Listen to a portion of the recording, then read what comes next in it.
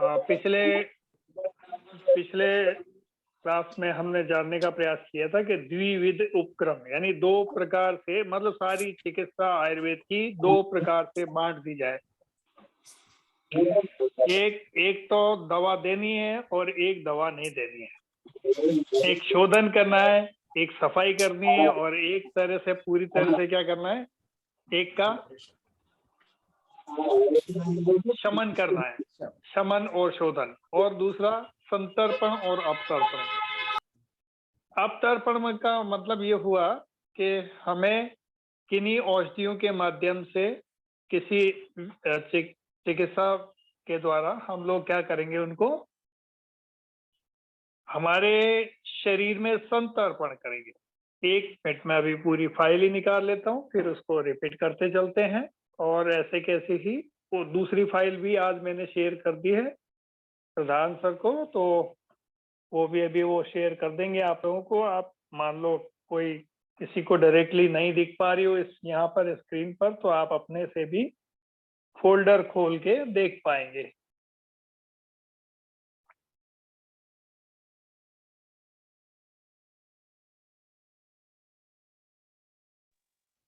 जी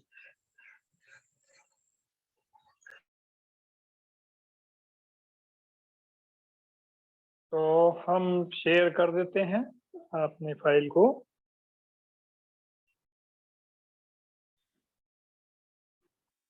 share करने से पहले मैं अपना ये वीडियो बंद कर रहा हूँ, जिससे आप लोगों को सीधा वहाँ फाइल के ऊपर फोकस करने में सुविधा रहेगी।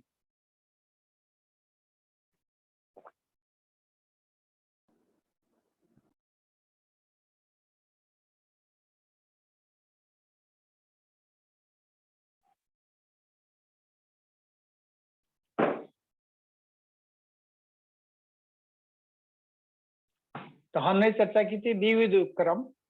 द्विविध उपक्रम से मतलब क्या था, इस अध्याय में द्विविध उपक्रम जो है समस्त उपचार विधियों को दो प्रधान विधि में समाहित करके चिकित्सा के दो उपक्रम बताए गए, संतर्पण और अपतर्पण। इस पर हमने चर्चा की। और उपचार के भेद दो प्रकार के होते हैं, स्थूल और कृश दो ही प्रकार के रोगी हो सकते हैं, ऐसा करके बताया गया, साम और निराम। इसलिए चिकित्सा भी मूलतः दो प्रकार से हो सकती है, संतर्पण और अपतर्पण। यानी संतर्पण क्या है, इसको समझना है तो थोड़ा सा मैं फटाफट रिपीट कर देता हूँ, क्योंकि पिछले बार में हम ये सब सीख चुके हैं, जान चुके हैं, लेकिन फिर भी इनकेस कोई रह गया हो तो उसको थोड़ा सा और पिछली याद भी ताजा हो जाए, इसलिए रिपीट होगा तो जल्दी याद भी होता है सुनने से भी। संतर्पण इसे ग्रहणम भी कहते हैं। तो शरीर की पुष्टि और स्थूलता लाना। क्या? शरीर की पुष्टि, यानी शरीर में कुछ भी खाएंगे पिएंगे तो क्या पुष्टता आएगी, राइट। यदि बीमार आदमी मतलब क्रश या कमजोर आदमी होगा तो कोई भी उसको दाब लेता है, कोई भी बीमारी उसको पकड़ लेती है। यदि आदमी पुष्ट होगा, शरीर पुष्ट होगा, तो बीमारियां भी उससे डर के बारे दूर रहेंगी। भाई ये तो पहलवान आदमी है, इसका कुछ नहीं बिगाड़ सकते, अपने इसको जाना ही नहीं इसके पास, राइट। तो यहाँ पर वो भी वही चीज लागू होती है। तो शरीर की पुष्टता और स्थूलता लाना, ये क्या? संतर्पण। और व्रहणम द्रव्य, यहाँ पर एक और शब्द आता है हमारे सामने, व्रहणम द्रव्य। व्रहणम और संतर्पण एक ही चीज है। और द्रव्य से मतलब ये ऐसी पदार्थ जो खाने पीने के लिए उपयोग किए जाते हैं या औषधि के रूप में उपयोग किए जाते हैं, ये सब द्रव्य की संज्ञा में आते हैं। तो ऐसे पदार्थों में कौन से दो तत्व प्रधानता होनी चाहिए? तो जल तत्व और पृथ्वी तत्व की, यानी पृथ्वी और जल तत्व इसमें महाभूत प्रधान होते हैं, है ना। ये दोनों ही महाभूत यदि पृथ्वी और जल प्रधानता रहती है तो व्रहणम द्रव्य कहलाते हैं वो, ठीक है। और वही संतर्पण करते हैं। संतर्पण किससे होता है? व्रहणम द्रव्य से। और व्रहणम द्रव्य जो है किन दो महाभूतों से मिलकर के बना होता है? पृथ्वी और जल। ये बिल्कुल स्पष्ट रूप से हमने कल भी जाना था, आज हम क्लियर कर चुके हैं इसको। राइट, हमने रिपीट कर लिया। अब आते हैं द्विविध उपक्रम का षड्विध उपक्रम में समावेश। क्या है कि ये कहना क्या चाह रहे हैं यहाँ पर महर्षि वाग्भट? महर्षि वाग्भट बताना चाहते हैं कि द्विविध उपक्रम का षड्विध उपक्रम में समावेश, यानी 6 प्रकार की विधि से उसका उपक्रम करें, मतलब चिकित्सा करें। द्विविध यानी मुख्य विधि तो क्या हुई? 2। कौन सी हुई? संतर्पण और अपतर्पण। संतर्पण और अपतर्पण। संतर्पण का हमको पता लग गया, क्या करना था? संतर्पण में व्रणम करते हैं, और व्रणम के लिए कौन से 2 तत्व होंगे महत्वपूर्ण जो प्रधान होंगे ऐसे द्रव्य में? तो वो जल और पृथ्वी तत्व होंगे। राइट, तो ये हम, और लंघन में क्या होगा? लंघन में आकाश, वायु और अग्नि महाभूत होंगे। ये 3 ही होते हैं, है ना? 3 से लंघन होता है। तो द्विविध उपक्रम में हम षड्विध का, अब ये इन्हीं को, इन 2 में 3-3, इन 2 के और भाग हैं, तो 6 हो गए। अब संतर्पण कैसे करते हैं? यहाँ पर एक विधि बताइए। संतर्पण या व्रणम, व्रणम करना ही संतर्पण कहलाता है। तो व्रणम द्रव्य से क्या करते हैं? हम संतर्पण करते हैं। संतर्पण के तरीके क्या क्या हो सकते हैं? स्नेहनम और व्रणम और स्तंभनम। तो क्या हुआ? स्नेहनम, स्नेह का मतलब क्या हुआ? कोई भी ऐसा द्रव्य या तेल वेल, ये जो भी दवाएं बनाते हैं, हम उसको क्या कर रहे हैं? शरीर में मसाज या अभ्यंग करना, मालिश करना, ये सब जो है स्नेह कहलाता है। मतलब ऐसा कोई पदार्थ जो शरीर को दिया जाए, उपयोग में लाया जाए, वो स्नेह कहलाएगा। चिकनापन जिसमें ज्यादा हो। व्रणम, व्रणम में हमने बता ही दिया 2 प्रकार के जल, इसमें स्नेहनम में भी वही पृथ्वी और जल तत्व वाले कंटेंट होते हैं, और ये व्रणम में भी जल और पृथ्वी का बहुतायत मानी जाती है। और स्तंभन, स्तंभन का मतलब रोकना, किसी चीज को रोकना, बहता हुआ हो तो वो रोक रहे हैं। तो संतर्पण का मतलब, जैसे हमारे पानी की टंकी भरी हुई है, पानी की टंकी खाली हो गई, खाली हो गई तो समस्या हो गई। मोटर चलाया हमने, स्नेहन, व्रण और स्तंभन। तो स्नेहन व्रण से क्या हुआ? हमने मोटर चला के भर दिया टंकी को पानी के, लेकिन और दूसरी जगह से वो कोई वाल या नल खुला है या लीकेज है, तो क्या हो रहा है? वहां से बह करके खाली भी हो रहा है। तो क्या करेंगे? पहले उसको स्तंभनम कराएंगे, यानी रोकेंगे। पहले उसको जो बहता हुआ हिस्सा है वो रोकेंगे। ऐसे ही शरीर के कोई रस शरीर में से बह रहे हैं, अब किसी को यूटीआई हो गया है ना, उसके, या किसी को एल्बुमिन जा रहा है, प्रोटीन जा रहा है यूरिन में, और हम चाहे कितना भी ग्रहणम कर लें बिना उसको रोके, तो ऊपर से डालते जाएंगे, नीचे से खाली होता जाएगा, तो वो तो टंकी भरने वाली नहीं है। तो ऐसे ही शरीर के संतर्पण की जो प्रक्रिया है वो तब तक नहीं होगी जब तक कि हम स्तंभन यानी आगे से रोकथाम नहीं करेंगे जहां से वो लीकेज है, ताकि शरीर पुष्ट हो सके। पुष्ट होगा तो शरीर, पुष्ट शरीर ही रोग से लड़ सकता है। राइट, अब आगे बढ़ रहे हैं। अपतर्पण, अपतर्पण का मतलब स्वेदन, यानी कोई पसीना वसीना निकाल करके हमने भाप स्नान करा दिया या पसीने वाला ऐसा कुछ कर दिया, है ना, जैसा है कि जिम में करते हैं आजकल, तो भाप स्नान टाइप वो हो गया। लंघन यानी कोई व्रत वगैरह, ये या ऐसी चीजें जो हमारे लंघन कर लिया, जिनको छोड़ दिया, हमने खाना पीना यूज करना छोड़ दिया, है ना। रूक्षणम, या जो हमारे शरीर में रूक्षता लाती हो ऐसा कार्य करा, तो ये अपतर्पण हुआ। राइट, अब अलग अलग विधियों से कई प्रकार से किया जा सकता है, लेकिन ये 3 जो 3 जो हैं इसके भाग हैं। किसके? संतर्पण के भी 3 भाग, अपतर्पण के भी 3 भाग। इसलिए कहा है कि द्विविध उपक्रम का षड्विध उपक्रम में समावेश। तो षड्विध यानी 6 विद्या, 6 विद्याओं में या 6 विधियों में द्विविध का समावेश है ना, द्विविध या द्विविध में षड्विध उपक्रम का समावेश, ऐसा मान सकते हैं। क्लियर हो गया यहाँ पर। अपतर्पण के भेद। अपतर्पण 2 प्रकार से, तो शरीर में अपतर्पण 2 विधियों से किया जाता है।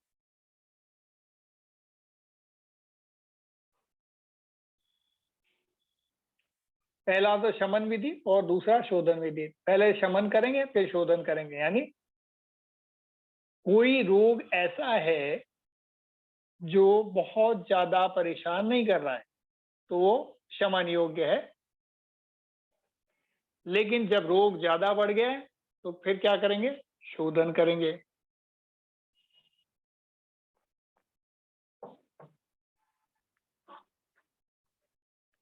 जैसे हमारी रिपोर्ट में आया है कि कोई हमारे शरीर का हिस्सा बढ़ गया है ना, कोई चीज बढ़ गया, ब्लड के अंदर कोई कंटेंट बढ़ गया है, कोई चीज बढ़ गया, घट गया है ना, तो घट गया है तो क्या करना है, उसमें शमन करना है। यानी उस कंटेंट को 5 तत्वों में निहित करके हम समझेंगे है ना, और शरीर के 5 तत्वों में से जो तत्व घट गया है उसको बढ़ा देंगे। तो ये क्या हुआ, ये शमन हुआ। यानी छोटा मोटा रोग था, छोटी मोटी समस्या थी, उसको करके हमने ठीक कर दिया, बैलेंस कर दिया, बॉडी को समान कर दिया, सम कर दिया। ठीक है। और अब शोधन में क्या होगा, शोधन में कुछ दोष इतने ज्यादा बढ़ गए शरीर के अंदर कि उनको उनके लेवल में लाने के लिए दूसरे दोषों को शमन करना कठिन हो जाए। ऐसी कंडीशन में जो ज्यादा बढ़े हुए दोष या पंच महाभूत हैं उनको शरीर से उठा के बाहर फेंक देना, उनको शरीर से निष्कासित कर देना या उनका कमी कर देना, ये हुआ शोधन यानी सफाई। यानी शरीर के अंदर टॉक्सिक मटेरियल, गंदगी को जो कुछ भी इकट्ठा हुआ उसको बाहर निकालना है, रोग को बाहर निकाल के फेंक देना, ये शोधन।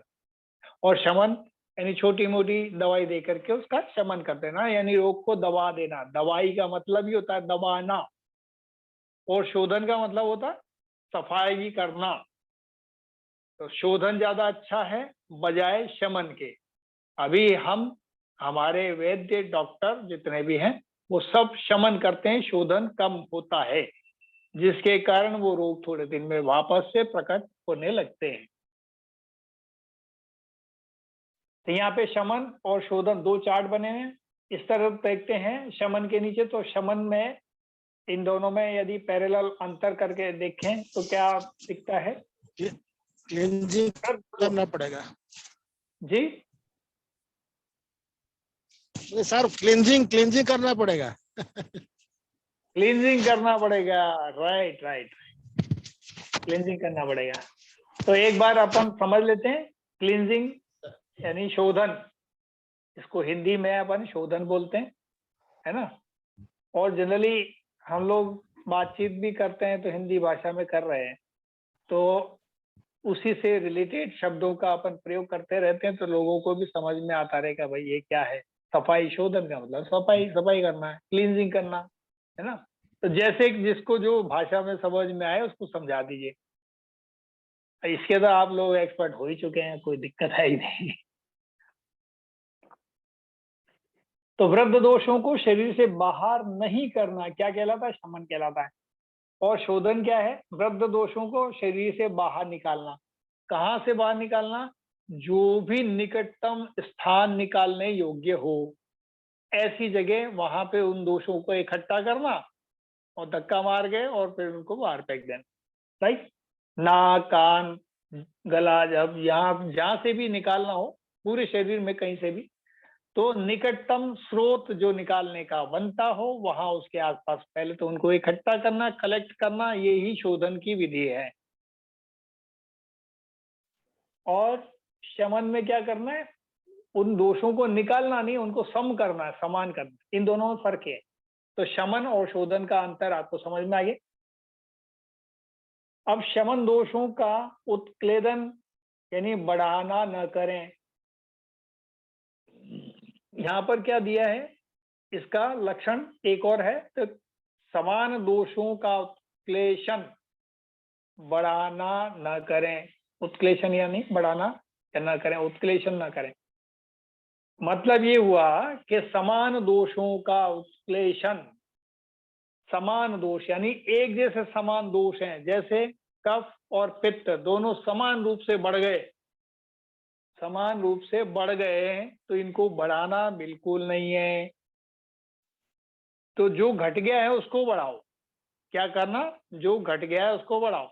लेकिन मान लो कफ और पित्त में से, कफ पित्त और वात में से केवल क्या बढ़ गया, कफ बढ़ गया, और कम क्या है, वात और पित्त कम है।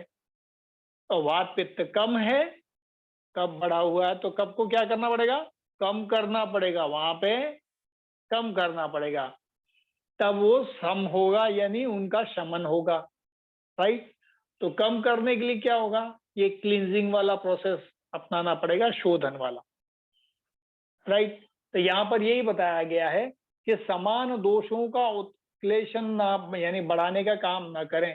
यदि ऑलरेडी दो दोष समान रूप से काम कर रहे हैं शरीर में, तो तीसरा वाला कम है, तो दोनों दोषों को बढ़ाना नहीं है, बल्कि उस तीसरे वाले को बढ़ाना है। इसलिए यहाँ पर क्लियरली समान दोषों का चित्रण मतलब व्याख्यान किया गया है। समान दोषों का उत्क्लेशन यानी उसको बढ़ाने का काम नहीं करना है। तो जो समान नहीं है, कम है, उसी को बढ़ाना है। क्लियर हो गया यहाँ पे।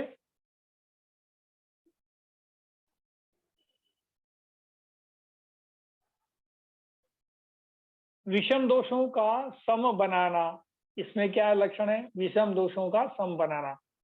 शमन में क्या होता है, शमन में क्या पाया जाता है, तो विषम दोषों का सम बनाना। सम बनाने का काम यानी करते हैं, यानी जैसे विषम दोष एक घट गया एक बढ़ गया, एक घट गया एक बढ़ गया, तो ये इम्बैलेंस हो गया ना, तो उनको सम बनाने का काम होता है। सम बनाने का काम किन किन प्रक्रियाओं से हो सकता है, भेद है उसके 7 प्रकार, 7 तरह से यहाँ किया जाएगा। तो कुछ ऐसी औषधि दी जाएगी जिससे क्या होगा, पाचन सुधरेगा। दीपन यानी भूख लगने का काम, भूख प्यास इसको, और वायु, धूप और व्यायाम, इनको व्यायाम वगैरह करके इन सब क्रियाओं के कारण, मतलब इन सारी व्यवस्थाओं को अपनाकर हमें क्या करना है, इसको दोषों को सम बनाना है। तो पाचन की व्यवस्था को ठीक करना है, तो अपने आप खाना ठीक से पचने लगेगा, तो सम बनेगा दोष। दीपन यानी भूख भूख लगना, ठीक से काम करता रहेगा। अब किसी को ज्यादा भूख लग रही है, बहुत ज्यादा, तो वो हर 1 घंटे में खाना मांग रहा है, तो वो भी ये दोषपूर्ण है ना। और किसी को एक समानांतर समय पर 5-6 एवरेज घंटे के बाद में भूख लग रही है, तो वो ठीक माना जा रहा है। तो वो दीपन यानी जिसको भूख ही नहीं लग रही है, 8-8 घंटे, यानी सुबह खाना खा लिया तो शाम का ही पता नहीं, तो भूख लगाने वाली कुछ औषधियों का प्रयोग करके सम बनाने का काम किया जाता है। ऐसे ही भूख प्यास को भी नियंत्रित करके, उनको कम ज्यादा करके नियंत्रित किया जाता है। वायु को भी और धूप को भी, जैसे हवा में बैठना कितनी देर, धूप में कितनी देर बैठना, ऐसा कुछ करके इनको नियंत्रित किया जाता है। व्यायाम वगैरह करके भी नियंत्रित कर दिया जाता है। जैसे जल तत्व और पृथ्वी तत्व वाले कंटेंट बॉडी में ज्यादा बढ़ गए, तो ऐसे समय में व्यायाम करना सर्वश्रेष्ठ होगा। ठीक है, तो ये तो तरीके हो गए यहाँ पर 7 तरह के। लेकिन अब इसके विपरीत अपन दूसरी तरफ देखें, तो यहाँ पे विषम दोषों का सम बनाना, यहाँ पे नहीं बनाना, यानी सम बनाने का काम होता ही नहीं। यहाँ तो शोधन का काम है, सफाई करना। यानी सम बनाना तो है, लेकिन सफाई करके बनाना, यानी कुछ दवा दे करके नहीं करना, सामान बनाना, रोग को उठा करके बाहर फेंक देना है। तो यहाँ पर नहीं लिखा हुआ है, तो ये विषम दोष है, तो यहाँ पर सामान बनाने का काम नहीं होता है, यहाँ तो शोधन होता है, सफाई होती है। और 5 प्रकार के भेद बताए शोधन की प्रक्रिया में, यानी सफाई क्लींजिंग करेंगे तो 5 तरीके से कर सकते हैं। तो वमन, विरेचन, नस्य, रक्त मोक्षण और वस्ती, इस तरह से 5 प्रकार से होते हैं। क्लियर यहाँ पे, ये वही आगे और पिछला वाला पेज आ गया। तो व्रहणम, और व्रहणम का मैंने आपको बताया था कि उसे व्रहणम द्रव्य से ही क्या करा जाता है, संतर्पण किया जाता है। तो इसलिए ब्रैकेट में यहाँ पर संतर्पण लिखा हुआ है, व्रहण के साथ में संतर्पण लिखा है। और दूसरी तरफ क्या लिखा, लंघन, लंघन का मतलब अपतर्पण। क्लियर, इन दोनों की समानता है आपस में शब्दों की, इसलिए वो ब्रैकेट में और बाहर लिखा हुआ है। वायु अथवा पित्त युक्त वायु का शमन कराता है कौन, व्रहणम। व्रहण क्या करता है, पित्त युक्त वायु का शमन करता है। वायु अथवा पित्त युक्त वायु का शमन करता है। व्रहणम यानी कोई तेल, घी, ये जब इनका प्रयोग करते हैं चिकनी चीजों का, तो वात दोष हमारे शरीर से बाहर निकलता है। इसलिए यहाँ पर क्या बताया गया है, वायु अथवा पित्त युक्त वायु। पित्त युक्त यानी पित्त का मतलब होता है गर्मी से, यहाँ पर तात्पर्य है पित्त का गर्मी से। तो गर्म वायु, शरीर में जो गर्मी, एसिडिक इन्वायरमेंट के साथ में बॉडी में गर्मी जो पैदा हो गई है, उससे युक्त वायु का शमन करता है। यानी चिकनाई कोई भी हो वो शमन करता है। ये व्रहणम चिकनाई से, स्नेहन से होता है। मालिश वालिश करोगे स्नेहन, है ना, तो वही प्रक्रिया है, मालिश करोगे तो स्नेहन। तो तेल घी से यदि आपने मालिश किया, मसाज किया, या जो भी उसको हम अभ्यंग करना कहते हैं, हालांकि वो मालिश या मसाज उसके इक्विवेलेंट शब्द नहीं है। अभ्यंग बहुत अलग बड़ी प्रक्रिया है।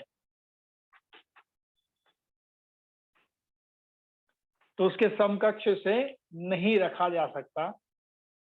कुछ लोग उसको ब्रैकेट में इंग्लिश में ट्रांसफर करने के लिए मसाज लिख देते हैं। मसाज और इसमें बहुत अंतर है। मसाज अलग प्रक्रिया हो गई और अभ्यंग अलग प्रक्रिया हो गई।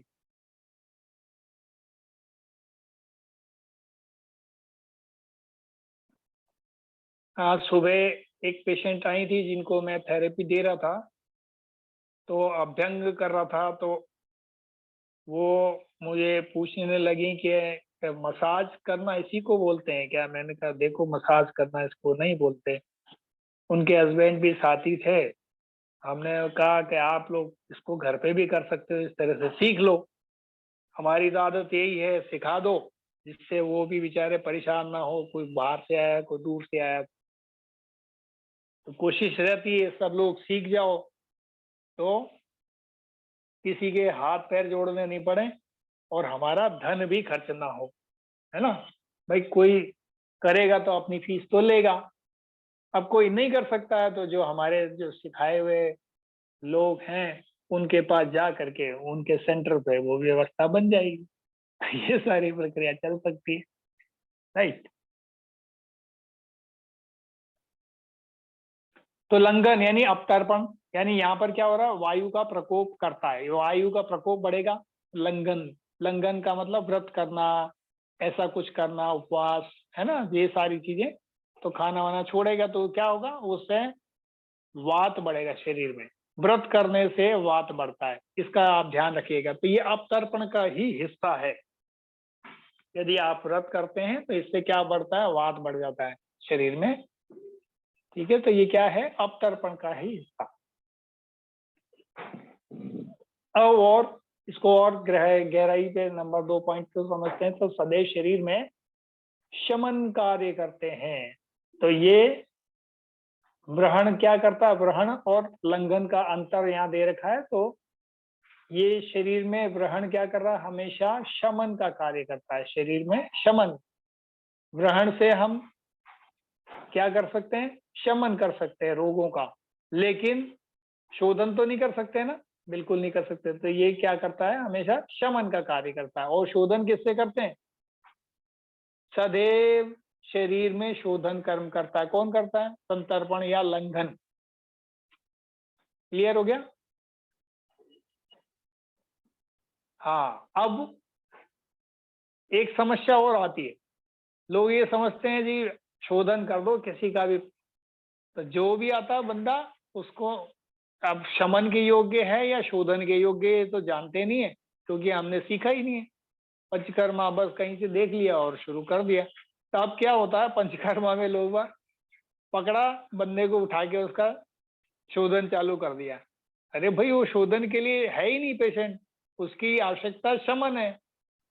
जब हम शोधन कर रहे हैं उसको पकड़ के जबरदस्ती, तो वो उसके लिए कॉम्प्लिकेशन बहुत सारे बॉडी में पैदा हो जाते हैं। शोधन सबको नहीं करते, शमन फिर भी सबके लिए हो सकता है।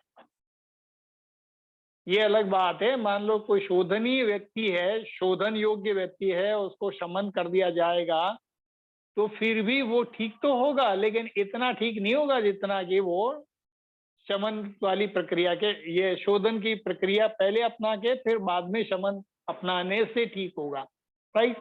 तो लेकिन शोधन से जो शमन का जो व्यक्ति शमन के योग्य था, उसको हमने शोधन कर दिया, तो यहाँ पर उसकी बॉडी में कॉम्प्लिकेशन खड़े हो जाएंगे, है ना। मान लो कोई कमजोर व्यक्ति है, उसको शमन करना है, उसको ग्रहणम करना है, और जबकि हमने शरीर में से और शोधन कर दिया, तो बेचारे के पास पहले ही कुछ नहीं था, और शोधन कर दिया तो और निकल गया बॉडी का रस ही, सब कुछ निकल गया, बचा क्या। तो हर एक को फिर उसकी बॉडी में कॉम्प्लिकेशन शुरू होंगे, ड्राईनेस के, बाल झड़ना है, हो सकता है उसको कहीं फीट्स वगैरह आने लग शुरू हो जाएं अचानक से, हैं, अचानक से मिर्गी के रोग जैसा हो जाता है ना कई बार, हाथ पैर कंपन होना, ये सब है, ये सारी प्रक्रियाएं हो सकती हैं। इसलिए शमन के योग्य तो फिर भी ज्यादातर लोग हो सकते हैं, लेकिन शोधन के लिए जो आज प्रक्रिया चल रही है कि हर किसी को पकड़ो शोधन कर दो, ये ठीक नहीं है, राइट। इसमें कुछ देखते हैं हम, योग्य रोगी कौन कौन सकते हैं, जो शोक संतप्त है ना। अब किसी को शोक है, क्रश है, क्रश का मतलब कमजोर है, ऊर्ध्व मुसाफिर यानी घूमने फिरने वाला व्यक्ति है, जो घूमता फिरता रहता है, तो उसको क्या करेंगे, शमन ही करेंगे ना। शोधन के लिए तो हमें उसको रखना पड़ता है, और तो घूमने फिरने वाला आदमी रहते रह तो सकता नहीं है, तो उसको शमन करना है। हर एक की उरक्षत यानी हमारी ऊपर वाले हिस्से के जो रोग हैं उनके लिए, और वातज प्रकृति यानी वात की प्रकृति के लिए, और गर्भिणी, प्रसूता, बालक, इन लोगों को शमन करना श्रेष्ठ है। इन लोगों को क्या योग्य है, मतलब कौन कौन है, एक तो शोक, कमजोर, क्रश, शोक यानी चिंतित व्यक्ति हो, शोक संतप्त परिवार का हिस्सा हो, ऐसे व्यक्ति को शमन दे सकते हैं। ऊर्ध्व यानी मुसाफिर है, ठीक है चलेगा। उरक्षत वात प्रकृति, जिसमें वात बड़ा है, बहुत ज्यादा बोल रहा है, वात प्रकृति आपको बताई दी मैंने किस टाइप की होती है, आपको सब जानकारी है। तो वात प्रकृति वाले को भी शमन ही होगा, उसका भी शमन, मतलब वो शमन के योग्य है। गर्भिणी, जिसको गर्भ धारण किया हुआ है ऐसी महिला, उसको शोधन बिल्कुल नहीं करना। हाँ, बच्चा गिर सकता है, उसका पाप लगेगा अपने को, है ना, तो वो उसके योग्य नहीं है, तो वो शमन के योग्य है। प्रसूता, प्रसूता आ गया, गर्भिणी आ गया। बालक, ऐसा बालक, बालक के क्या है कि कफ का काल चल रहा है, कफ का काल चल रहा है, यानी कफ जनित रोग ही आएंगे उसको, या ऐसा नहीं है। तो मान लो, यानी कफ की अवस्था है हमारी बाल अवस्था, ठीक है, तो कफ या तो थोड़ा बहुत घट गया होगा, बढ़ गया होगा, उसको उसको बहुत ज्यादा शमन, अब किसी को बच्चे को अपन बोल दें, छोटे बच्चा है, बालक, छोटा बालक है, और उसको हमने कह दिया कि वमन करना, उल्टी करो, तो उसको उल्टी करना आता नहीं है, वमन करना आता नहीं है, तो उसके तो वो अयोग्य हुआ ना, अयोग्य। तो इसलिए उसको योग्य बहुत ज्यादा, मतलब योग्य रोगी, रोगी मतलब बताया गया है। तो बालक को, सॉरी उल्टा हो गया मेरा बोलना, गलत हो गया, इससे मैं रिपीट करता हूँ इसी बात को।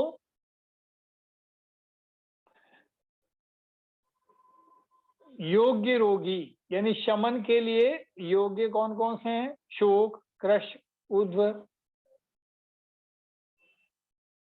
वात प्रकृति वाला, इसको सबको शमन करना है। और गर्भवती प्रसूता को भी शमन करना है, बालक को भी शमन करना है, ठीक है। उसको शोधन बिल्कुल नहीं करना। शोधन कर दोगे, बिल्कुल सही बोला था मैं, थोड़ा सा ऐसे ही कंफ्यूजन हो गया। तो बालक को इनको शोधन नहीं करना। और इधर क्या करना है?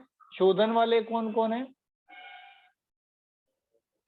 आम रोगी, अति स्निग्ध, प्रमेह, ज्वर, कुष्ठ, उरस्तंभ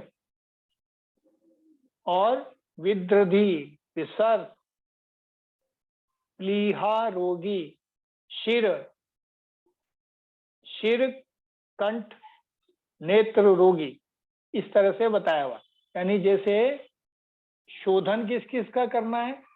शमन के योग्य तो ये हो गए। अब शोधन के योग्य कौन से? आम रोगी, जिनके खाना वाना खा करके पचा नहीं है, वो कफ के रूप में ऊपर के हिस्से में, शरीर के आमाशय में इकट्ठा हो गया है।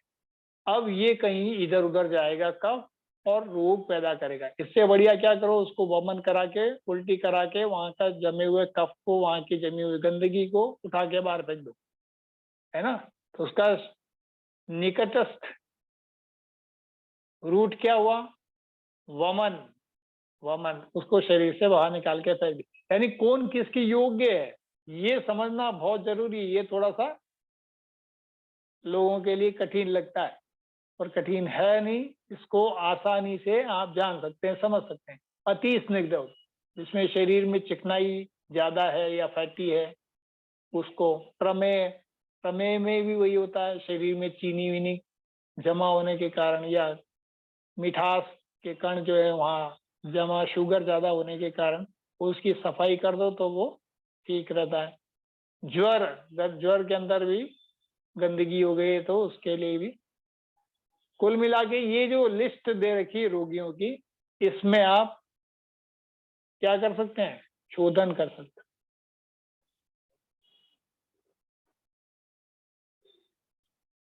अब ऋतु कौन सी चयन करें? भाई हर रोज तो करेंगे नहीं, हमारे अलग अलग ऋतुओं में अलग अलग लोगों का चयन है। कफ पित्तवात वालों के अलग अलग ऋतु और अलग अलग चयन। तो योग्य ऋतु क्या होगी? तो स्वस्थ व्यक्ति को सदैव ग्रीष्म ऋतु में ग्रहणम करना चाहिए। स्वस्थ व्यक्ति है, उसको कोई रोग ही नहीं है, तो उसको केवल और केवल गर्मी के दिनों में ग्रहणम करना चाहिए। ग्रहणम करना क्या है? छाछ की, उसमें मक्खन वाली, मक्खन या लस्सी वस्सी पीना, ये भी ग्रहणम है। तो गर्मी के दिनों में पिएगा तो ये अच्छा है ना। घी की मालिश वालिश करना, ये भी ग्रहणम है ना। ये सारी प्रक्रियाएं करने से उनको लाभ होगा, गर्मी कम महसूस होगी शरीर में।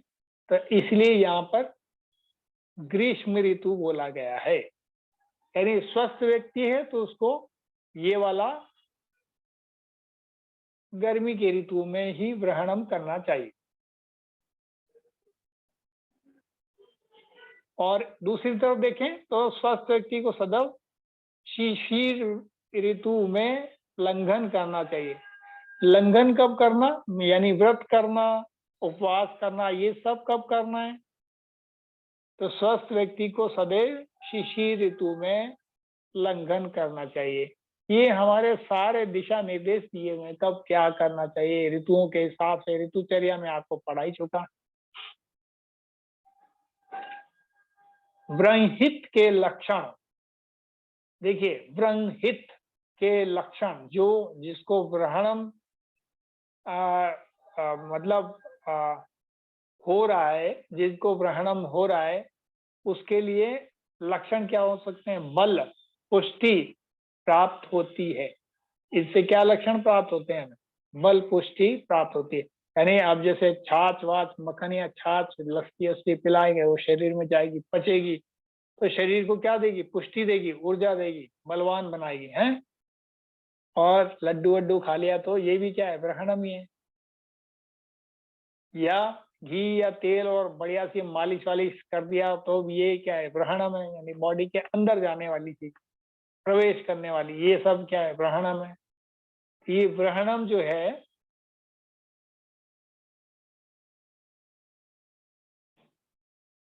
बल पुष्टि प्राप्त होती है इससे।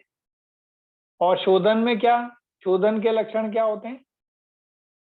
तो लंघित यानी लंघन के लक्षण हो गया शोधन में, विमलेंद्रिय, मल प्रवृत्ति, लघुता, रुचि, भूख प्यास, एक साथ लगना, हृदय। मतलब कुल मिला के आप ये समझो, शरीर की जब सफाई हो जाती है, गंदगी पूरी तरह से साफ होगी तो क्या लक्षण आएंगे? विमलेंद्रिय, मतलब बिना किसी, इंद्रियां जो है हमारी बिना मल के एकदम स्वस्थ, एकदम साफ सुथरी, है ना, शोधन हो गया, सफाई। तो क्या लघुता यानी शरीर में हल्कापन महसूस होगा, है ना, रुचि होगी काम करने में, किसी के काम को करने में रुचि बनी रहेगी। बीमार आदमी की रुचि बनती है कुछ करने की? नहीं बनती, वो एक ही जगह बैठा रहना पसंद करता है, या अन्य भी लक्षण देखने को मिल सकते हैं। लेकिन यहाँ पर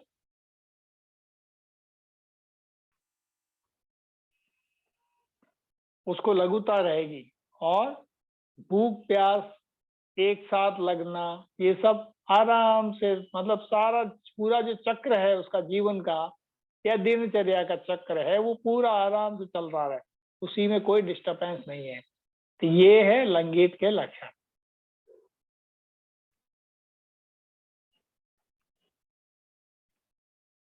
उत्साह, तंद्रा नाश, ये सब नाश हो जाता है जब लंघित होता है व्यक्ति, है ना।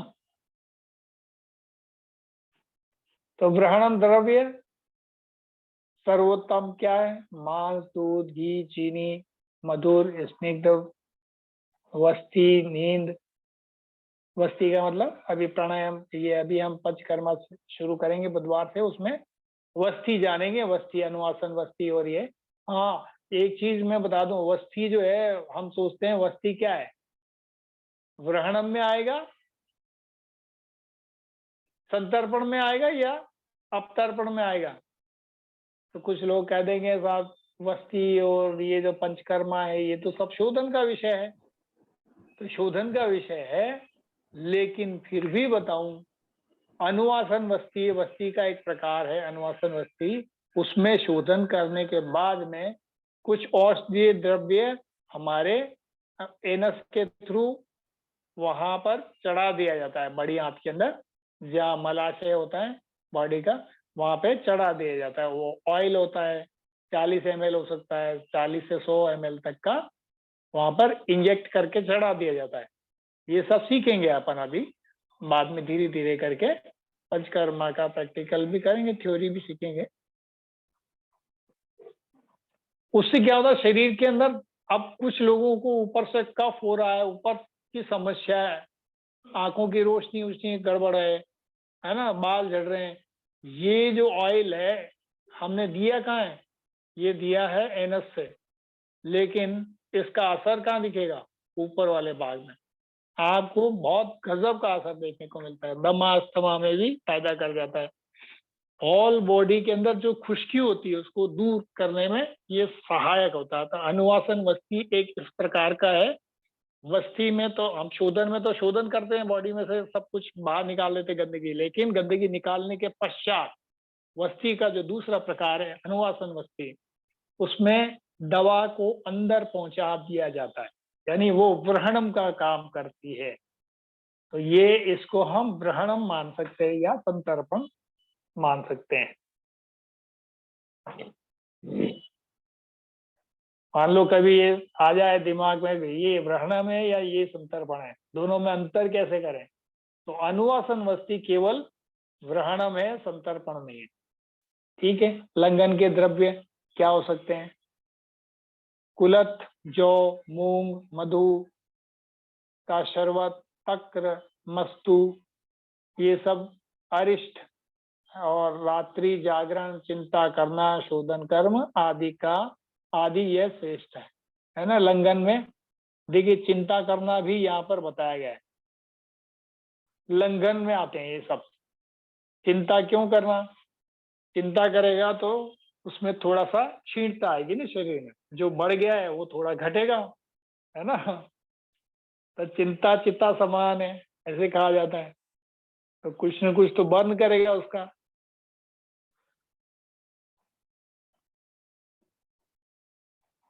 तो ये शोधन आदि का श्रेष्ठ कर्म है।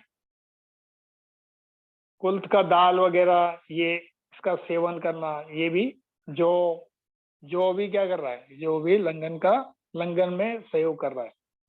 मूंग भी, मधु भी, शहद का सर्व। शहद क्या करता है, शरीर में से कफ की मात्रा कम करता है। ये कम कर रहा है ना, तो ये भी लंघन ही कर रहा है। दूसरी तरफ ग्रहण द्रव्य में देखें तो सर्वोच्च मांस, दूध, घी, चीनी, मधुर, स्निग्ध वस्ती। वस्ती का मतलब वो अनुहासन वस्ती से है। यहाँ पर नाम आ गया ना वस्ती, वो वहां पर नहीं आया था, यहाँ पर आ गया। वस्ती, नींद लेना, अभ्यंग करना, स्नान करना, हर्ष यानी खुशी में रहना। वहां चिंता करनी थी, जहाँ लंघन करना है, और जहाँ पर ग्रहणम करना है वहां पे हर्ष में, हर्षोल्लास के साथ में रहना है। और श्री और गोदूध, इन चीजों का सेवन करना, श्रीखंड या इनसे बनी हुई चीजों का अभ्यंग करना है। किसी चीज का, घी वी का, तेल वेल का मालिश करना, ऐसा समझ लो उसको आसान भाषा में, अभ्यंग करना। लेकिन अभ्यंग थोड़ा सा तरीका अलग है, प्रैक्टिकली अभी हम सीखेंगे जब आपको समझ में आने लग जाएगा। स्नान, स्नान का मतलब नहाना। नहाना भी क्या एक प्रकार का ग्रहणम है। क्यों है ग्रहणम? नहाने से आपके शरीर के जो अंग, जहां जहां भी पानी लगता है, उनमें क्या हो रहा है, उनमें आपका मॉइस्चर पैदा हो रहा है। तो ये जो नेचुरल मॉइस्चर बॉडी में जाएगा, वो एक प्रकार का ग्रहणम है। और मॉइस्चर को लेस कर दिया आपने रगड़ के, तो वो एक प्रकार का संतर्पण है। राइट, ऐसे समझना होगा।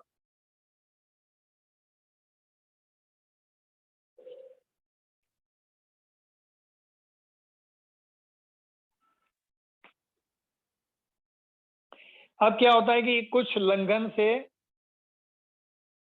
योग और अतियोग, लंघन और ग्रहणम से योग और अतियोग। अब योग क्या देखेंगे अपन? अतियोग, मान लो बहुत ज्यादा ग्रहणम कर दिया जाए, है ना। हर चीज की कहते हैं ना, अति हर चीज की बुरी है, अति सर्वत्र वर्जितम, ऐसा कहा गया है ना। यानी अति को, मतलब बहुत ज्यादा किसी चीज को करना ठीक नहीं है। अब कोई सोचे कि मैं तो बलवान बन जाऊंगा, ग्रहण करने से बल आता है शरीर में, अब बल और पुष्टि आती है, इसका मतलब ग्रहण ही करता हूँ पूरे दिन भर बैठा बैठा, वो भी ठीक नहीं है। जितना शरीर को आवश्यक है, क्योंकि मध्यम रहो, ऐसा बोलता है आयुर्वेद। तो जैन शरीर के जो आवश्यक है वहां वो सब करना चाहिए, जहाँ आवश्यक नहीं है वो सब नहीं करना चाहिए। ये एक प्रकार का अतियोग से होने वाले रोग। ज्यादा ग्रहणम कर दोगे तो क्या होगा? प्रमेह, प्रमेह कई प्रकार के आयुर्वेद में बताए गए, तो वो प्रमेह रोग होगा, ज्वर होगा, इसमें इन्फेक्शन बढ़ने लग जाएगा बॉडी के अंदर। कुष्ठ, चमड़ी से जुड़ी हुई बीमारियां, अपची, आम रोग, आम बढ़ेगा बॉडी में, क्या बढ़ेगा? आम बढ़ेगा। और इधर ग्रहणम में, ये लंघन में अतियोग से होने वाले रोग, लंघन ज्यादा कर दिया तो क्या होगा? ज्वर ज्यादा हो जाएगा, काफ, जैसे कफ,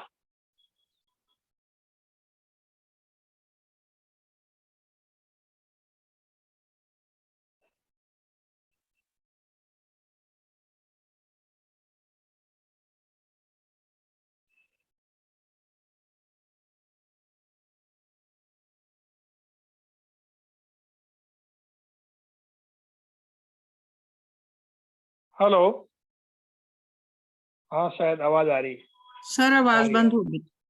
हाँ अभी थोड़ी देर के लिए बंद हो गई होगी, नेटवर्क वीक हुआ था। कोई बात नहीं। अतियोग से होने वाले रोग, अतियोग बहुत ज्यादा अपन ने लंघन कर दिया तो क्या होगा, ज्वर हो गया, खांसी, कास का मतलब खांसी, कास, सूखी खांसी भी हो जाती।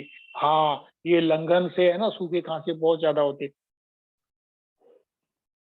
ये लंघन भी सोच समझ के करना चाहिए। और दूसरा, किसी को खांसी ऑलरेडी चल रही है तो ऐसे व्यक्ति को तो कभी भी भूल के लंघन मत कराओ। सूखी खांसी है तो लंघन कराओगे तो उसकी खांसी और बढ़ जाएगी। अब किस किस को नहीं करना ये समझना है, बहुत जरूरी है। नहीं तो अभी कहते हैं ना, पंचकर्मा करने से कॉम्प्लिकेशन हो गया और ज्यादा बीमारियां बढ़ गई। अभी एक रोगी आए थे हमारे पास, तो वो कहीं पंचकर्मा करा के आ गए तो वो आप उनका कैंसर और ज्यादा इतना बढ़ गया कि वो बेड पर आ गए, चलने फिरने की स्थिति में नहीं, मृत्यु शैया की ओर हो गए। एक तो अवस्था उनकी बहुत ज्यादा थी, और लंघन से शरीर में हमेशा आती कमजोरी। तो कमजोर आदमी को कभी भी लंघन कराना ही नहीं, ग्रहणम देना उसको हमेशा, सही। नहीं तो क्या होगा, और ज्यादा आएगी कमजोरी, कमजोरी ज्यादा आएगी तो और ज्यादा उसके ऊपर रोग जो हैं उसके हावी हो जाएंगे। तो भूल के भी कभी भी ऐसे नहीं करना चाहिए। उसकी कंडीशन को समझना है, फिर उसके बाद ही उसको कोई उपचार देना चाहिए। हाँ, प्लीहा यदि बढ़ गया है, हाँ, अतियोग, लंघन ज्यादा करोगे तो प्लीहा भी बढ़ जाएगा। प्लीहा, वृद्धि, ज्वर, कास, खांसी ये बढ़ जाते हैं। ठीक है, भ्रम, यानी ड्राइनेस की बीमारियां हैं ये सारी, ड्राइनेस वाली सारी बीमारियां हो जाएंगी। तृष्णा, उदर रोग, संन्यास यानी एक तरफ बैठने की, मूत्र कुछ, यूरिन बार बार जाना, भगंदर, अरुचि, अलाप, ये प्रलाप, सॉरी, तो स्नेही, अग्नि, ओज, निंद्रा, भूख, स्वर, शुक्र, दृष्टि, सभी का क्षय कर देता है। क्या कर देता है, लंघन। लंघन ज्यादा हो जाए तो क्या होगा, स्नेह, आदमी में प्यार करने की क्षमता खत्म हो जाती है। वो प्यार से ढंग से बात ही नहीं करता है, ऐसे लगता है कि जैसे कोई डांट रहा हो। जीवन में उसके वो खत्म हो जाता है। लोग भी उससे डरने लग जाते हैं, पता नहीं क्या आदमी है, प्यार से बात ही नहीं कर पा रहा, झगड़ रहा है क्या।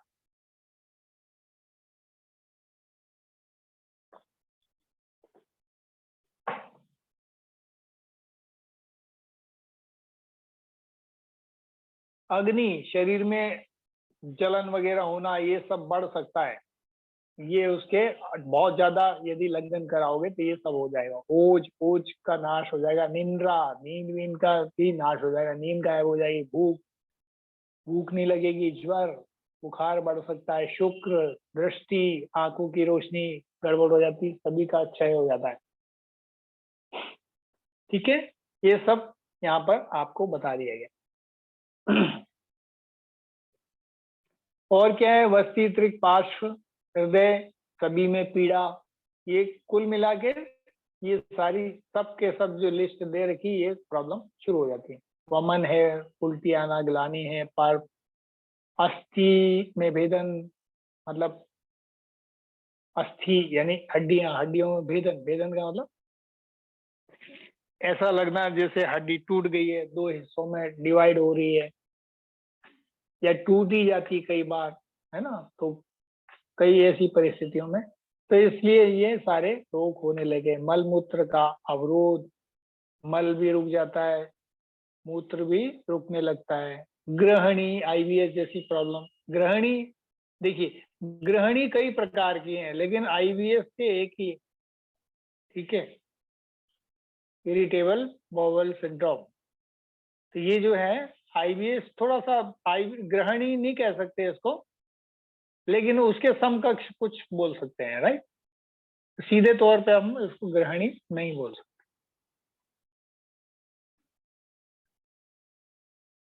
तो अतियोग में चिकित्सा क्या करना, मेद कफ वात नाशक चिकित्सा करना। मेद कफ वात नाशक, तो ये क्या होगा, अतियोग हो जाएगा इधर, किसमें, ग्रहणम यदि अतियोग हो गया और उसमें चिकित्सा क्या करना, मेद, जो मेद धातु, कफ, वात नाशक चिकित्सा, इन सब के नाश करने वाली चिकित्सा करना है। वो क्या करना है वो हम पंचकर्मा में सीखेंगे एक एक करके, राइट। तो मधु, त्रिफला, गिलोय, ये सारी ये लिस्ट बता दी उन्होंने, हालांकि ये इन्हीं से दवाइयां बनने वाली है ना। तो मधु, त्रिफला, गिलोय, हर्ड, पुष्टा, अग्निमंथ का रस, रसांजल, गुगुल, ये सब चीजों का हम प्रयोग कर सकते हैं। शिलाजीत, बृहत, पंचमूल, विडंग, लोह चूर्ण, यवक्षार, सौंठ और मधु। मधु का मतलब शहद, ठीक है। और इधर देखें तो लंघन में मधुर स्निग्ध द्रव्यों का सौहेल्य करना, मतलब बहुत ज्यादा लंघन हो जाएगा। अतियोग देख रहे हैं ना अपन, अतियोग यानी बहुत ज्यादा हो गया, तो लंघन ज्यादा हो गया तो क्या करना, मीठे द्रव्यों का प्रयोग करना, ये बताया गया। और सौहित्य करना यानी तृप्ति होने तक सेवन करना। सौहित्य, सौ यानी कई बार, हित्य यानी हमारे पक्ष में जब तक कि वो पूरा तृप्त न हो जाए तब तक ये करना, सेवन करना। निंद्रा लेना, आराम मतलब उसमें नींद भी लेना। अच्छा, नींद लेने से क्या और बढ़ता है, ग्रहणम होता है। मैं आपको बताऊं, साइलेंट ग्रहणम है, ऐसा ग्रहणम है शरीर में, मान लो आपके कोई शरीर में कोई पार्ट बढ़ गया है और शरीर में आपकी वृद्धि हो रही है, आपकी रिपोर्ट्स कह रही है आपका ये बढ़ गया वो बढ़ गया, ऐसे जो बढ़ने वाले व्यक्ति हैं जिनके बढ़ गया है उसको भूल के भी दिन में सोना नहीं है, याद रखिए। ये मेरा अनुभव का विषय मैंने आपको बताया। ये सब किताबों में कुछ चीजें होती हैं जो नहीं मिलती।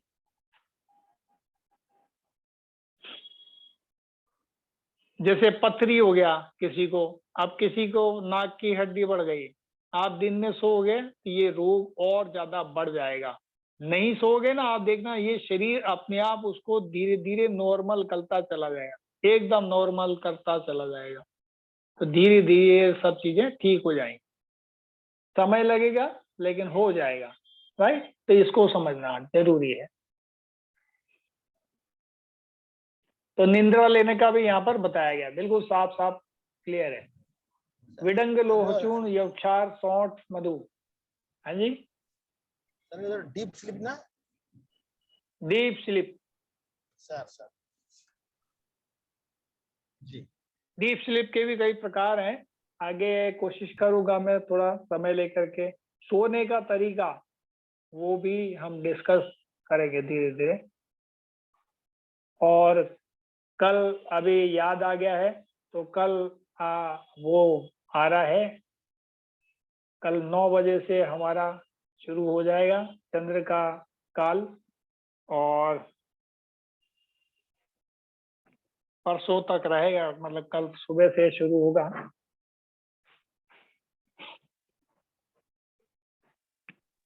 क्या होता है सर वो? कल कुछ होने वाला है, पता है आपको? नहीं सर। किसी को पता है, आइडिया? आप चंद्र ग्रहण की बात कर रहे हैं सर? ना नहीं, चंद्रग्रहण नहीं, कुछ और। चंद्रायण? ना ना ना, लगाइए दिमाग। जिसमें ग्रहणम होने वाला शरीर के अंदर खीर बनेगी ना, खीर खाएंगे हैं? इतने सारे क्लू दे दिए आपको। कल शरद वो पूर्णिमा है। रात को बना के रखते हैं ना चांदनी में। कुमार पूर्णिमा। हाँ, कुमार पूर्णिमा, शरद पूर्णिमा जो है, देखिए अब ये शरद ऋतु में शरद पूर्णिमा आती है, राइट। तो अब ये शरद ऋतु जो हमारा अभी चल रहा है, मेरा गुरुदेव का जन्मदिन है। हाँ, ये थोड़ा ये बंद कर दीजिए ना, ताकि मैं आपको बता पाऊंगा कि इसका रिलेशन अभी हमारे इस ग्रहणम में क्या है ना। ग्रहणम का चल रहा है चैप्टर, इसलिए इस चैप्टर से उसका रिलेशन क्या। तो रिलेशन यहाँ पर यह है कि खीर जो है हमारे शरीर में ग्रहणम का कार्य करती है। मान लो किसी को लंघन ज्यादा हो करके दोष बढ़ गए हैं या संतर्पण करना है बॉडी के अंदर, तो ये शरद पूर्णिमा की खीर बहुत सारे कार्य करती है। दूसरा, शरीर के अंदर खीर ही नहीं, इस दिन माँ लक्ष्मी का कहते हैं कि इस धरती पे पदार्पण हुआ था, तो इस विषय में उनका पूजन भी होता है, उनके जाप होते हैं बकायदा, ये सारी प्रक्रिया चालू होती है। और शरद पूर्णिमा आपको यदि विशेषांक चाहिए तो इसी दिन रख लेंगे। और कल तो मैं बाहर हूँ, नहीं तो मैं शरद पूर्णिमा का एक कार्यक्रम ऐसे ही जूम पर हम आपको बता देते कि इसके बेनिफिट्स क्या क्या हैं, लाभ क्या हैं। कल मैं ट्रैवलिंग में रहूंगा इसलिए ये नहीं बता पा रहा।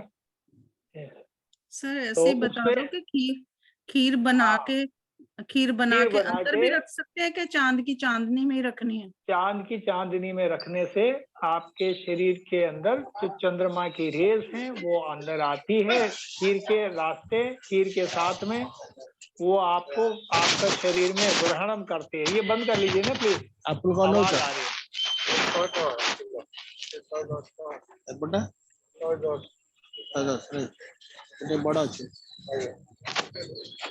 आप क्यों रोक रहे हैं प्रोग्राम को, ये बताइए। डिस्टर्ब कर रहे हैं, बंद कर लीजिए। त्रिपाठी सर आपनकर म्यूट कर दियंतु। हाँ त्रिपाठी सर म्यूट कर दिया। सर खीर किसी बर्तन में डाल के उसको ऊपर से कपड़ा बांधना है कि ढक्कन भी दे सकते हैं? कोशिश करें कि आप, जाली होती है जालीदार, उसके अंदर रोशनी जानी चाहिए, रोशनी जाने का फायदा है, बाकी कोई ज्यादा फायदा नहीं है। और सिल्वर के बर्तन में ऐसा रखा हो तो बहुत ज्यादा फायदा करेंगे, मतलब उसका भी कलर सिल्वर का हो तो वो ज्यादा फायदा करेगा, है ना। और स्टील के बर्तन में रख दें? स्टील के बर्तन में रख लो, नहीं है तो कुछ भाई चांदी का बर्तन तो कहाँ से लाओगे। सर मिट्टी के बर्तन में रख दें? मिट्टी के बर्तन में भी रख सकते हैं, ठीक है। मिट्टी शुद्ध है, पवित्र है, सर्वत्र पवित्र है, ठीक है। पर लेकिन हर एक जगह कोई ना कोई पंक्षी जानवर आ जाता है, बिल्ली भी आ सकती है। इसमें जापों की वो सब आपको करना होगा, वो तो मैं तो कर नहीं सकता आगे। हाँ, वो प्रक्रिया आपको जो कर सकते हैं मैं आपको बता देता हूँ। जी सर। यहाँ से हम जो है कुछ जाप की प्रक्रिया भी बताई गई है परिवार के अंदर।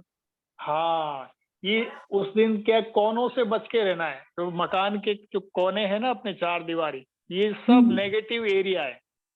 हमारे मकान के अंदर जितने भी कोने होते हैं, कॉर्नर्स होते हैं, चाहे वो बाथरूम का कोना हो, आपके घर का कोना हो, इन कोनों के अंदर नकारात्मक एनर्जी हमेशा मिलेगी।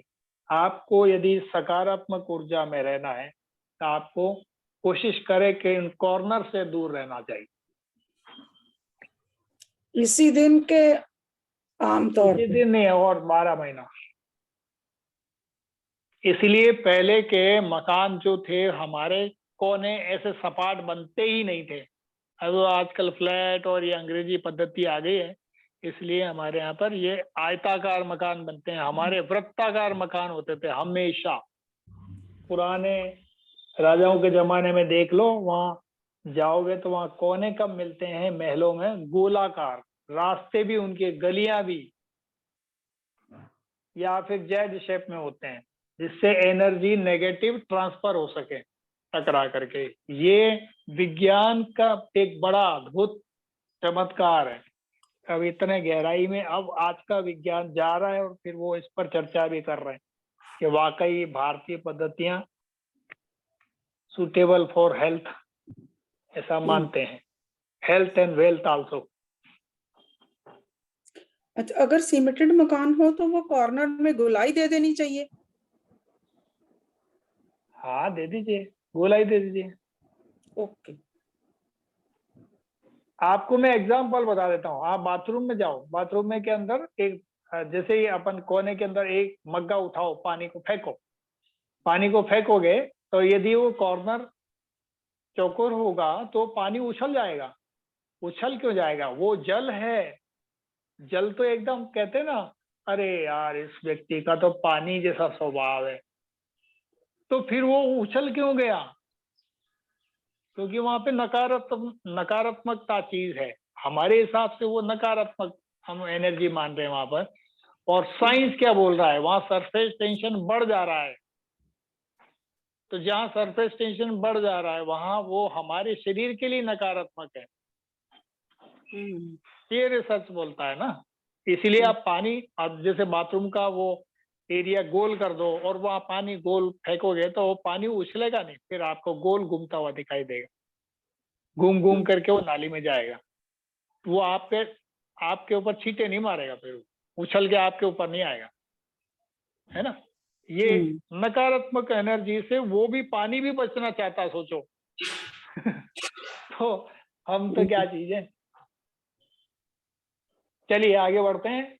निंद्रा लेना नहीं लेना ये भी है, नित्य संतर्पण करना ये है। ये कुल मिला के इस तरह से हमारे सामने शोधन का और शमन का चार्ट है, और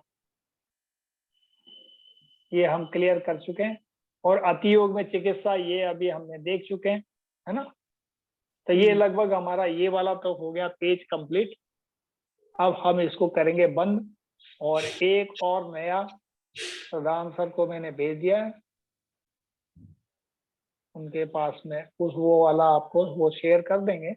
मैं स्क्रीन पर उसको ही ओपन करूंगा। वैसे तो आज 5 बज गए हैं ये पूरा करने में, तो हम क्या उसको सोमवार को पूरा कर लें? आपके जी कोई सर। प्रश्न ऐसा कुछ बाकी रहते हैं तो आप ले लीजिए इसके अंदर। और कुछ शरद पूर्णिमा के बारे में जानना है तो 1 आध मिनट का मैं बता देता हूँ थोड़ा बहुत। बताओ सर बताओ। शरद पूर्णिमा देखिए आपके नेगेटिव इन्वायरमेंट को पॉजिटिव बना सकती है ना। अब वो कैसे बना देती है?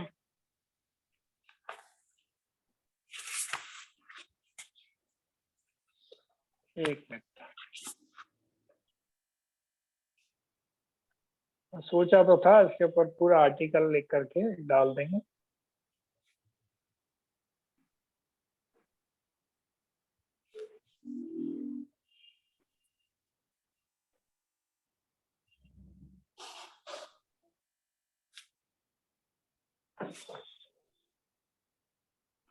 जी, तो आज हम इसी पर थोड़ा सा एक विषय लेके मैं आपको बता ही देता हूँ। शरद पूर्णिमा जो है हमारे बलाबल को, मैंने आपको एक जब वो बताया था ना कि जैसे जैसे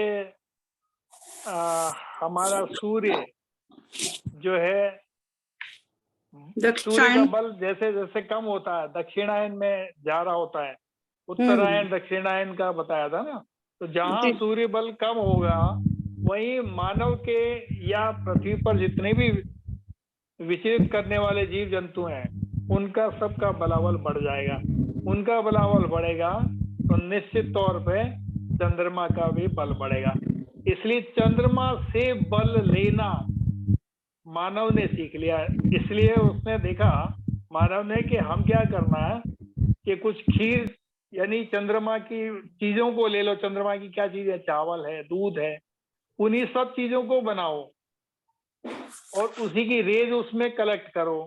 कलेक्ट करके हम तो लो, अब हम तो क्या है, हमारी नैतिक जिम्मेदारी या हम लोगों की आत्मीयता कुछ ऐसी बनी हुई हमें बांट के खाना है। तो हम वो प्रसाद बनाते हैं और प्रसाद बनाते हैं और उसको फिर दूसरे दिन लोगों को सुबह बांट देते हैं, रात भर उसमें रख करके चंद्रमा की रोशनी, ताकि बाकी भी लोग प्रसन्नचित्त रहें।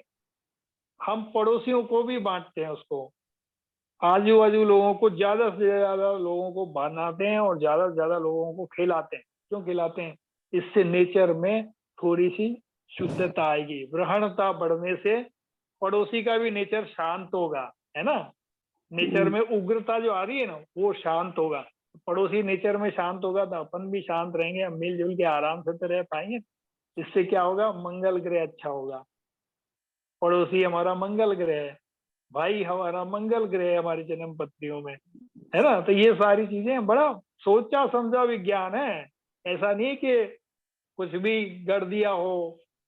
लोग कहते हैं ना सब ये वो है, बेकार की चीजें हैं। बेकार नहीं है, सारी चीजें काम की हैं।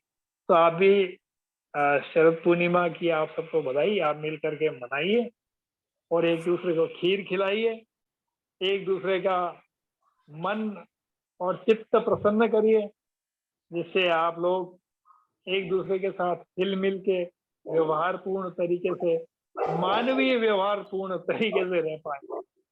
तो ये अभी अमानवीय ज्यादा हो रहा है, मानवीय कहीं रहा नहीं।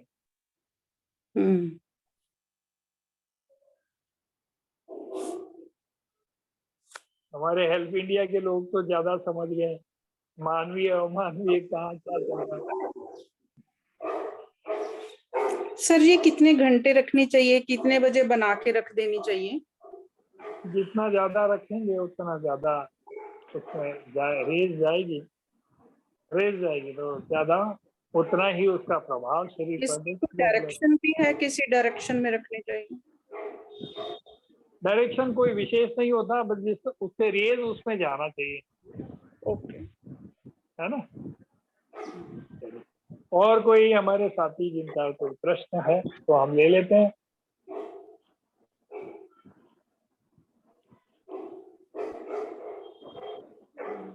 खुले बर्तन वाला, खुले मुंह वाला बर्तन चाहिए जिसमें रेज पूरी जाए, है ना? जी बिल्कुल, ये तो हमारी खुद स्व विवेक का सवाल है। जितना चौड़ा बर्तन होगा उतनी ज्यादा रेज जाएगी। पता पड़ा कि एक लोटा रख दिया इतना बड़ा, तो पीछे से तो मोटा और मुंह इतना सा, कोई फायदा नहीं है। इतने तो हम विद्वान हैं ही, हिंदुस्तानी जो थे, भारत माँ के सबूत सब विद्वान होते हैं। तो ऐसा कोई प्रश्न है? हमारे को तो ये कुछ बिल्कुल भी नहीं पता, पंजाब के लोगों को तो ना क्यों नहीं।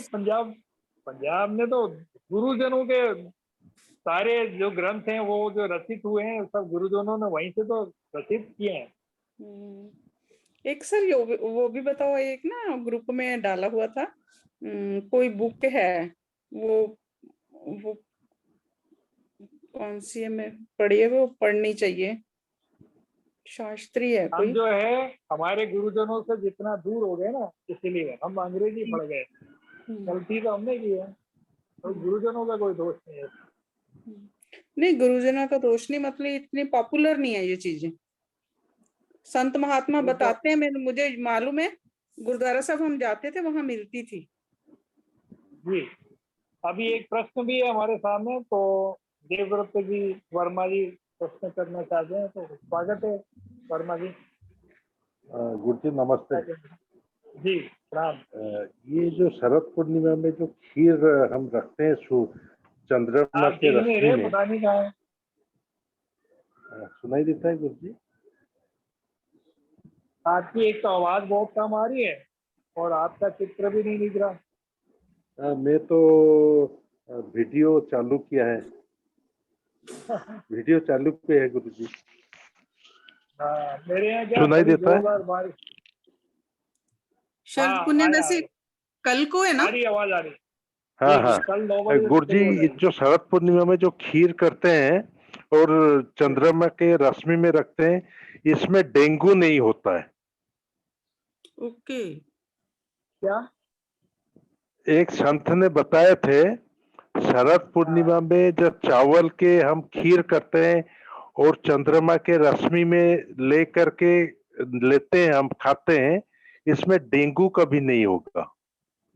हाँ, अब देखिए डेंगू क्यों हो रहा है। डेंगू हो रहा है बॉडी में ड्राइनेस के कारण। यस यस, है ना। यस। अभी ऐसे समझो, जब ग्रहणम करने के बाद में, और डेंगू है ना ग्रहणम से खत्म हो जाता है। ये क्या कर रहे हैं, अच्छा। हम संतर्पण कर रहे हैं। संतर्पण आप करोगे बॉडी में तो डेंगू बिल्कुल आएगा ही नहीं। नासिका द्रव्य हाँ, ये भी नासिका द्रव्य। ग्रहणम करता है, आप नासिका द्रव्य डालेंगे डेंगू नहीं आएगा। अच्छा, तो ठीक है। बॉडी में ड्राइनेस के कारण डेंगू आ रहा है, इसलिए आप चिंतित होने की कोई आवश्यकता नहीं है। तो जम के खीर खाइए। सर उसमें ड्राई ठीक है। फ्रूट भी डाल सकते हैं? नमस्ते। जो चाहे नमस्कार। सर ड्राई फ्रूट देखिए, डाल सकते हैं? ये जिसके पास है वो जो भी डाल सकते हैं, जिसके पास नहीं है वो नहीं डाल पाए। सर एक कानों में जिसके अंदर ड्राइनेस हो जाए उसको क्या मतलब रीजन? सरसों का तेल गरम करके डालना पहले चाहिए? चेक, हाँ डालना चाहिए, चेक कर लेना चाहिए। नहीं तो मान लो आपको डर लग रहा है डालने से, तो उसको एक पोआ जो है ईयरबड में रख करके वहां पे थोड़ा थोड़ा हल्का हल्का चारों तरफ ऐसे मसाज कर दो। अच्छा, धीरे धीरे आप, अब पहले तो लोग, हमारे दादी नानी और पुरखे तो क्या करते थे, गरम करके कान में तेल डाल देते थे। हाँ लहसुन साड़ के डालते थे। हाँ, ये तो आजमाया हुआ नुस्खा देखा हुआ है हमारा। अब किसी के कान में कोई पहले से ही वहाँ कोई इन्फेक्शन या कोई दिक्कत हो रही है, कोई वहाँ पे चोट चपेट लग गई है, तो फिर थोड़ा सा समझने का विषय है। नहीं चोट चपेट नहीं, दोनों कानों में है। दोनों कानों में आप जो किसी का मेल आ जाता है, बहुत ज्यादा इकट्ठा हो जाता है, उसको नहीं, वो गलाने के लिए भी तेल डाला वो जाता भी है। करने पहले बॉडी पे है, ड्राइनेस ज्यादा है। हाँ, तो ड्राइनेस के कारण है जितने भी रोग। अभी कोरोना काल में मेरे पास कई पेशेंट आए हैं जिनका कान का सुनना कम हो गया था, बंद हो गया था। अब ये लोगों हमने जब उनको कहा कि आप कान में सरसों का तेल और उसमें 1 चुटकी सेंधा नमक डाल करके मिला के गर्म करके डालो, अच्छा वो कह रहे हैं सर, एकदम से बढ़िया सुनाई दे रहा है, सब कुछ अच्छा हो गया। सर वो कान में और जब डालना है कि कान में वो बर्ड्स के साथ लगाना है? मैंने तो उनको डालने बोला था, डाल दिया उन्हें, सर मैं ठीक डाल हो गया लूंगी, वो तो खैर। डाल लूंगी जी, डाल लूंगी। और नहीं तो बर्ड्स के साथ लगा लो, मान लो किसी को डर लग रहा है ना, एक बार ट्राई करके देखो, ठीक है जी, डाल सकते हो, कोई दिक्कत नहीं। ओके।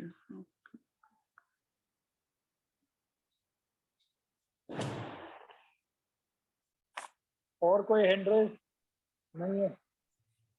सर आज रात बना के रखनी पड़ेगी ना? नहीं, कल बनाए।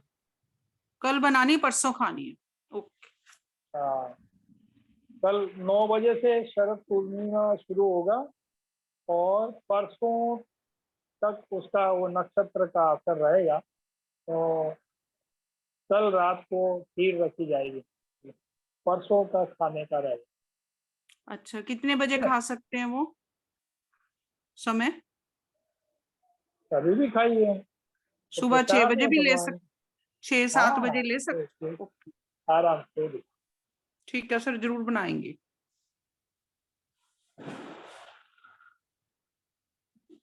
तो ये शरद पूर्णिमा भी बारे में भी मैंने आपको बता दिया। और कहा जाता है जिससे लक्ष्मी आती है घर में। अब लक्ष्मी आती है, लक्ष्मी प्रसन्न होती है, ये जो है ना, ये हमारे जो पौराणिक काल से ये सारी कथानक चले आ रहे हैं, इनके पीछे वैज्ञानिक आधार क्या है? लक्ष्मी कैसे आएगी भाई? ऐसा थोड़ी है कि डॉक्टरों के पास जाएगी नहीं तो हाँ, अपने पास रहेगी। बिल्कुल। इस शरद पूर्णिमा में अब जैसे लोगों को देखना, अब ये भी थोड़ा सा पलंग से नीचे उतरते ही, पैर रखते ही छींके आने लग जा रही हैं। अब देखना, अभी ये थोड़ा सा, ये जो समय आएगा ना, इस समय छींक ज्यादा आएंगी लोगों को, और बुखार जुकाम और ये सारे सीजन में चलेगा। तो शरद पूर्णिमा आपको कैसे बचा रहा है? शरद पूर्णिमा आपके शरीर में जो ड्राइनेस है उसको कम कर रहा है, और वो ग्रहणम कर रहा है बॉडी का, यानी संतर्पण कर रहा है बॉडी का। संतर्पण करने से आपकी खुश्की कम हो गई। ये जो छींकें आ रही है केवल और केवल खुश्की से आ रही है। नहा धो करके और रात को दोनों वक्त आप चाहो तो गाय का घी या नासी का द्रव्य मिल जाए तो 2 से 3 बूंद इधर, 2-3 बूंद, छींके वीके कोई नहीं आएगी किसी को, आराम से सर्दी निकल जाएगी। सर जो नासिका द्रव है ये अलग कोई इसमें मेडिसिन डली होती है? हाँ डली रहती है, किसी को चाहिए तो मैं उनको बोल दूंगा तो वो आपको भिजवा दें, चाहिए सर, है ना। हम्म। या मैं उनका अगर नंबर भी आपको दे दूंगा तो हाँ, आप डायरेक्ट उनसे मंगा लिया करो। वहाँ पतंजलि से मिल सकती है? पतंजलि के मुझे विश्वास कम है थोड़ा। अच्छा। अब आप लोग देख लीजिए। गुरुजी